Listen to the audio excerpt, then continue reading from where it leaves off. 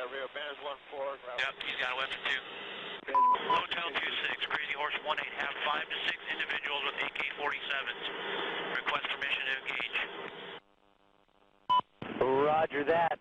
We have no personnel east of our position, so you are free to engage over. Alright, we'll be engaging. Roger, go ahead. I can't get them now because they're behind that building. Non, ça c'est une perception qu'on a et c'est en partie dû à la pensée stratégique, à la pensée militaire justement. C'est un biais qu'on a introduit, qui est que la guerre est limitée. La guerre a jamais été vraiment limitée. Machiavel l'explique déjà effectivement. Machiavel l'explique déjà, mais quand on regarde la façon dont se passent les guerres antiques, si vous prenez la guerre du Péloponnèse par exemple, c'est pas du tout une guerre limitée. On fomente des révoltes dans les cités adverses, on ruine les cultures. Or l'économie étant agraire, quand vous brûlez un champ, en fait, vous faites c'est pas les prémices du bombardement stratégique, mais presque. Il y a un livre là-dessus de Victor Davison qui s'appelle une guerre. C'est A War Like No Other en anglais, je ne sais plus comment ça a été traduit en français.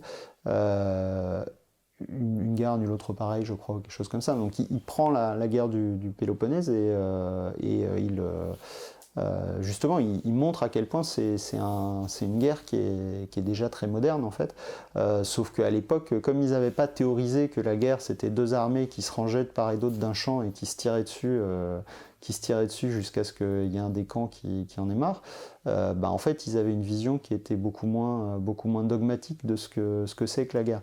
Nous on est victime d'une vision de la guerre qui s'est imposée en fait très tardivement, c'est-à-dire au 19e siècle, et encore au 19e siècle après les guerres de la Révolution et de l'Empire, et qui a voulu justement codifier la guerre, limiter la guerre, cantonner la guerre à la guerre, c'est ce que font les deux armées. Le problème c'est que soit ça devient un sport, dans ce cas vous enlevez la partie létale, puis vous faites des matchs et puis vous décidez que le vainqueur a gagné, et on revient à une vision très, très ritualisée de la guerre.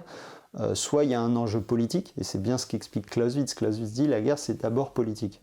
L'enjeu il est politique, c'est la poursuite de la politique, de la relation politique entre deux pays, deux peuples, deux États, par d'autres moyens, qui sont des moyens violents. Pourquoi ? Parce qu'on n'a pas réussi à résoudre le conflit autrement. Dès lors, on va essayer d'autres méthodes. Mais si, par exemple, exemple simple, vous êtes Napoléon, votre vrai ennemi, c'est pas l'Autriche, c'est pas la Russie, c'est pas la Prusse, votre vrai ennemi, c'est la Grande-Bretagne. Pourquoi ? Parce que la France et la Grande-Bretagne se disputent la domination mondiale depuis un siècle, à peu près. Vous ne pouvez pas envahir la Grande-Bretagne, parce que votre marine est, au moins temporairement, pas en mesure d'aller contester la suprématie navale des Britanniques. Vous cherchez un autre outil. Alors, il y a le fait de s'en prendre aux Alliés, mais là en fait c'est plutôt l'inverse. C'est les Britanniques qui, pouvant pas davantage aller vaincre les Français sur le champ de bataille, suscitent par la finance des alliances pour que les Autrichiens ou les Prussiens ou les Russes, parce qu'eux-mêmes ont des conflits avec la France, les transforment en guerre, en espérant comme ça vaincre Napoléon. Napoléon, qu'est-ce qu'il fait ? Il fait le blocus continental. Le blocus continental, c'est de la guerre économique, ni plus ni moins. C'est quoi ? C'est un arsenal légal, puisqu'on déclare que les marchandises britanniques sont de la contrebande. C'est un arsenal policier, pour empêcher cette contrebande, ou douanier. C'est aussi du coup une cause de guerre, parce que les pays qui refusent de se soumettre au système continental mettent en péril l'efficacité de cette guerre économique. Donc tout ça est lié, et donc on est déjà dans une guerre qui est hors limite. L'innovation financière chez les Britanniques, notamment le recours à la dette, c'est les premiers à être capables de le faire, c'est quelque chose qu'ils inventent au XVIIIe siècle pour la guerre contre la France. Donc tous ces éléments qui sont décrits dans La guerre hors limite, qui est un livre qui a fait beaucoup de bruit effectivement dans les années 1990 je crois, fin des années 90, qui est un livre qu'on doit à deux officiers de l'armée chinoise, en fait ils ne font que transposer dans le monde contemporain des choses qui existent depuis très longtemps. Ce qu'ils décrivent, c'est ce qui a été fait pendant toute la guerre froide. C'est ce qui a été fait, mais c'est ce qui est déjà fait entre puissances européennes au XVIIIe siècle. Quand les Britanniques s'en prennent aux flottes de l'or espagnoles dès la fin du XVIe siècle, on est dans la guerre économique. Quand les Portugais vont en océan Indien, ce qu'on a appelé nous les grandes découvertes, la première motivation des Portugais, c'est d'aller ruiner le commerce musulman en travers de l'océan Indien. Ils sont encore dans une stratégie de croisade en réalité.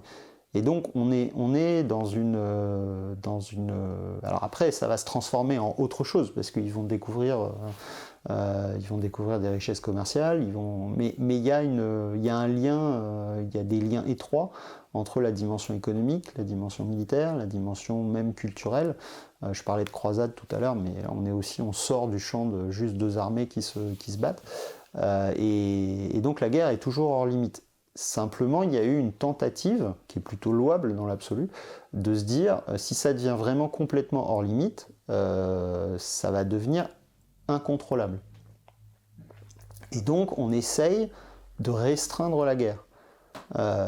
Ça, c'est quelque chose que les Européens vont tenter de faire, particulièrement à partir de la guerre de 30 ans, parce que le cycle des guerres de religion et de la guerre de 30 ans a été tellement violent, a été tellement ruineux. Il y a des régions entières qui sont laissées dévastées. C'est un vrai traumatisme, alors notamment dans le monde allemand au sens large, mais pas seulement. En France, on a aussi à ce moment-là une guerre civile quand même, les guerres de religion. Tout ça va conduire à une volonté de dire, bon, la guerre c'est inévitable, ça peut être nécessaire, mais il faut que ce soit encadré.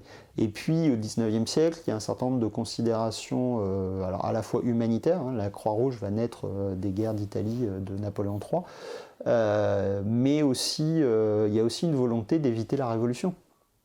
Parce que la guerre napoléonienne, c'est d'abord la guerre révolutionnaire, qui est plutôt une guerre hors limite, qui a une forte composante politique. Et donc, relimiter la guerre pour en faire quelque chose d'État installé, qui éventuellement se battent pour tel ou tel point, mais de manière contrôlée, c'est aussi une façon d'éviter le dérapage politique. Dérapage politique, on a un exemple, c'est la Commune de Paris. La Commune de Paris, c'est une conséquence de la guerre de 1870. Et donc tout ça fait que oui, la guerre a tendance aujourd'hui à rééchapper à ce dans quoi on l'avait contenu. Mais il ne faut pas oublier non plus que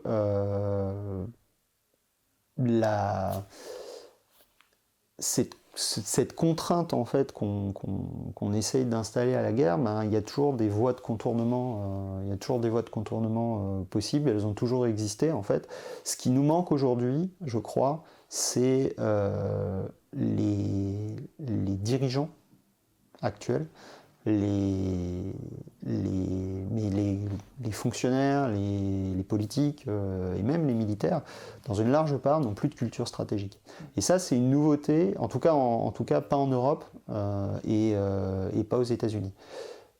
C'est une nouveauté parce que pendant très longtemps, il y a eu, en tout cas, suffisamment de gens qui avaient un réel recul.